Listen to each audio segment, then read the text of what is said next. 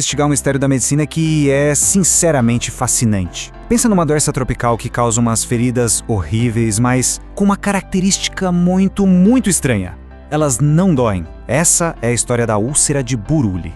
Pois é, essa é a pergunta que vai guiar a gente. Como é que pode uma coisa que destrói a pele, que destrói o tecido de um jeito tão agressivo, conseguir ao mesmo tempo desligar o alarme mais básico do nosso corpo, que é a dor? A resposta, olha, revela uma estratégia de sobrevivência de um micróbio que é inacreditavelmente sofisticada. Ok, vamos entender isso melhor. Para desvendar esse mistério, a gente precisa primeiro dar uma olhada em como a doença se apresenta. E a forma como ela aparece é única e, para ser sincero, um pouco assustadora. Tudo começa de um jeito bem inocente, sabe? Aparece um caroço, um inchaço que não dói nada, e muita gente acaba achando que é só uma picada de inseto. Só que aí, com o passar das semanas, a coisa muda, e muito. A pele em cima daquele caroço se abre e o que aparece é uma úlcera. E não é qualquer ferida não. Os médicos dizem que ela tem bordas solapadas, o nome técnico para dizer que a destruição do tecido por baixo da pele é bem maior do que o buraco que a gente vê por fora.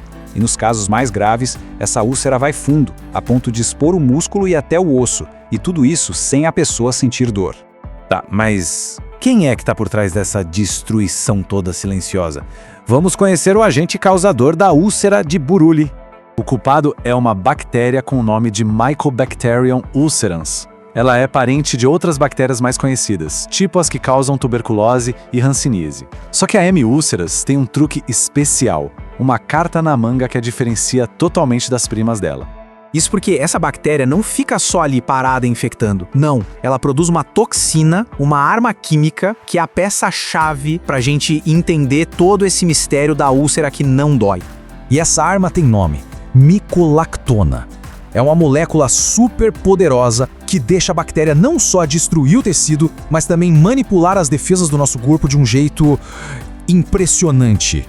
Essa citação aqui resume perfeitamente o poder dessa toxina. Ela causa necrose, ou seja, a morte do tecido, só que sem dor, e ao mesmo tempo ela bagunça toda a nossa resposta imune.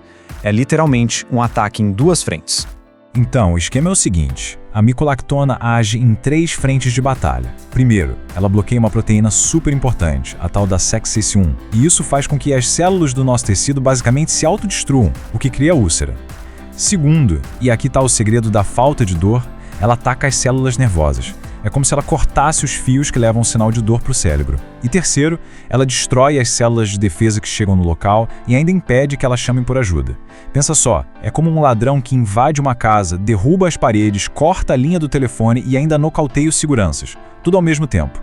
Beleza, já entendemos como a bactéria faz o estrago, mas de onde ela vem? E isso nos leva para outra parte bem intrigante da úlcera de Buruli, o quebra-cabeça de como ela se espalha. O que a gente sabe é que a Mycobacterium ulcerans adora ambientes aquáticos. Ela é encontrada em rios de correnteza fraca, em pântanos, lagos, e ela pode viver dentro de vários bichinhos aquáticos. A grande pergunta que ainda não tem uma resposta 100% certa é como exatamente ela sai desse ambiente e infecta uma pessoa. E aí, a gente chega em 2 teorias principais.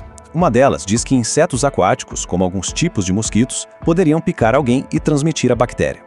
A outra hipótese é que a bactéria entra no corpo por meio de pequenos cortes ou arranhões na pele que entram em contato com água ou solo contaminado. As 2 teorias têm boas evidências, e a verdade talvez seja uma mistura das 2 coisas. E a distribuição dessa doença pelo mundo é bem específica. A grande maioria dos casos acontece em comunidades rurais na África Ocidental. Também existem focos importantes na Austrália e alguns casos espalhados por outras partes do mundo, como no Japão e nas Américas, inclusive aqui no Brasil. Apesar de todos esses mistérios, a história do tratamento da úlcera de Buruli é uma de muito progresso. Vamos ver como a medicina conseguiu virar o jogo contra esse invasor tão silencioso. Olha, a jornada foi longa. Desde a primeira vez que a doença foi descrita lá no fim do século XIX, até a identificação da bactéria em 1948, o único jeito de tratar era com cirurgia. E era uma cirurgia bem agressiva que tirava pedaços enormes de tecido. O grande ponto de virada mesmo veio em 2004, quando a Organização Mundial da Saúde passou a recomendar o uso de antibióticos. E o impacto disso foi revolucionário. É só comparar o antes e o depois. Só com a cirurgia, a chance da doença voltar era de até 30%. Com os antibióticos, essa taxa caiu para menos de 2%. A gente saiu de cirurgias que desfiguravam as pessoas para um tratamento de 8 semanas com comprimidos que cura a maioria dos casos sem nem precisar de bisturi. É, sem dúvida, uma das grandes histórias de sucesso da medicina tropical. Hoje em dia, o tratamento padrão recomendado pela OMS é uma combinação de 2 antibióticos, a rifampicina e a claritromicina. Essa dupla se mostrou super eficaz em matar a bactéria e finalmente deixar o corpo começar a se curar. Mas a luta contra a úlcera de Buruli não é só uma questão de ciência e de remédio. É também uma batalha contra a negligência e a pobreza, o que nos leva a um contexto bem maior, o da saúde global. A úlcera de Buruli é o que chamam de doença tropical negligenciada. O que isso quer dizer? Quer dizer que, como ela afeta principalmente as populações mais pobres e rurais do planeta, ela historicamente recebeu muito menos atenção e dinheiro para pesquisa do que doenças como o HIV ou a malária.